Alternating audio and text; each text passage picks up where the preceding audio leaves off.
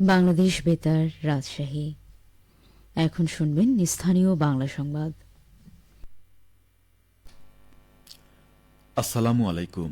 বাংলাদেশ বেতার রাজশাহী স্থানীয় সংবাদ পড়ছি মেহেদী হাসান। প্রধান নির্বাচন কমিশনার এএমএম নাসির উদ্দিন বলেছেন, প্রধান উপদেষ্টার কার্যালয়ের চিঠি পাওয়ার পর থেকে নির্বাচনের প্রস্তুতি জোরদার করা হয়েছে। আগামী ফেব্রুয়ারি মাসে রমজানের আগে যাতে নির্বাচন হয় তার জোর প্রস্তুতিও চলছে।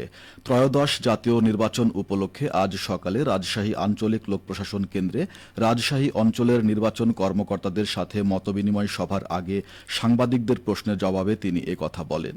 সিইসি বলেন, হালনাগাদ ভোটার তালিকা প্রণয়নের কাজ শেষ হয়েছে, শিগগিরই তা প্রকাশ করা হবে। এছাড়া সীমানা নির্ধারণের আবেদনের পরিপ্রেক্ষিতে যাচাই বাছাই শেষে কমিশন খসড়া প্রকাশ করেছে। আগামীকাল থেকে চূড়ান্ত নির্বাচনী সীমানা নির্ধারণে শুনানি শুরু হচ্ছে। বৃহস্পতিবার পর্যন্ত শুনানি চলবে। নিরপেক্ষ ভোট বিষয়ে তিনি বলেন, এখনকার নির্বাচন কমিশন কোনো পক্ষপাতিত্ব করছে না। সিইসি নাসির উদ্দিন আরও বলেন, স্ট্রাইকিং ফোর্স নয়, সেনাবাহিনীকে আইন শৃঙ্খলা রক্ষা বাহিনীর সদস্যদের মধ্যে অন্তর্ভুক্ত করার জন্য কাজ করা হচ্ছে। সেনাবাহিনী যাতে আইন শৃঙ্খলা রক্ষা বাহিনীর সংজ্ঞায় অন্তর্ভুক্ত হয় সেই ব্যবস্থা নেওয়া হয়েছে। জেলা প্রশাসক বা পুলিশ সুপার যারা এর আগে নির্বাচনের দায়িত্বে ছিল তাদের পদায়নের কোনো চিন্তা নেই।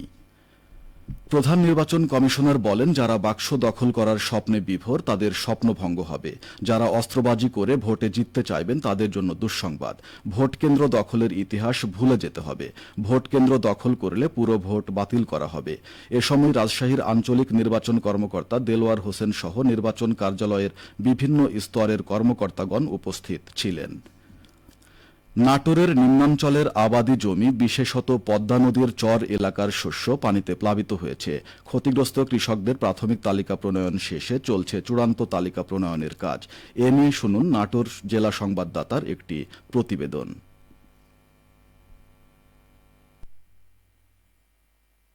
বৃষ্টিবলয়ে অবস্থানরত নাটোরের নিম্নাঞ্চলের আবাদি জমি, বিশেষত পদ্মা নদীর চর এলাকার শস্য পানিতে প্লাবিত হয়েছে।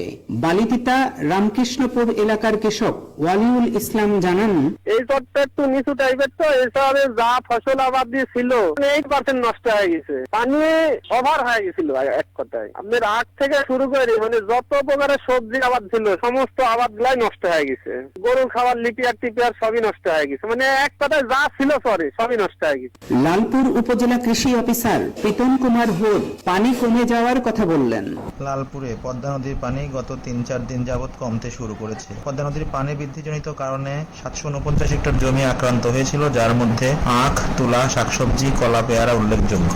এই পানি কমার কারণে এখন প্রকৃত ক্ষয়ক্ষতির পরিমাণ নিরূপণের কাজ চলমান রয়েছে এবং যারা প্রকৃত ক্ষতিগ্রস্ত কৃষক তাদের তালিকা করার কাজ চলছে। কৃষি সম্প্রসারণ অধিদপ্তরের উপপরিচালক মোহাম্মদ হাবিবুল ইসলাম খান ক্ষতিগ্রস্ত কৃষকদের প্রণোদনা প্রদানের কথা উল্লেখ করে বলেন, এবছর নাটোর জেলায় বৃষ্টিপাতের পরিমাণ কিছুটা বেশি।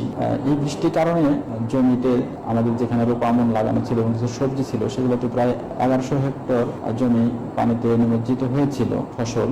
তো সাময়িকভাবে আমরা এটিকে তালিকা করেছি, তথ্য আমরা উপরে পাঠিয়ে দিয়েছি। যেসব কৃষক ক্ষতিগ্রস্ত হয়েছে তাদেরকে আমরা প্রণোদনা কর্মসূচি দেই প্রতি বছর নয়। এবছরও আমরা যে মাসকলাই প্রণোদনা কর্মসূচিতে আমরা 500 জন কৃষককে এই জেলায় আমরা সহযোগিতা দিচ্ছি। এর মধ্যে যেসব কৃষক ক্ষতিগ্রস্ত হয়েছে তাদেরকে আমরা এই প্রণোদনা আওতায় আনবো। এরপরেও আমাদের অনেক প্রণোদনা আসবে, সেগুলোকেও আমরা এই সরকারি যে সহায়তা এটি কিন্তু আমরা দিয়ে যাব।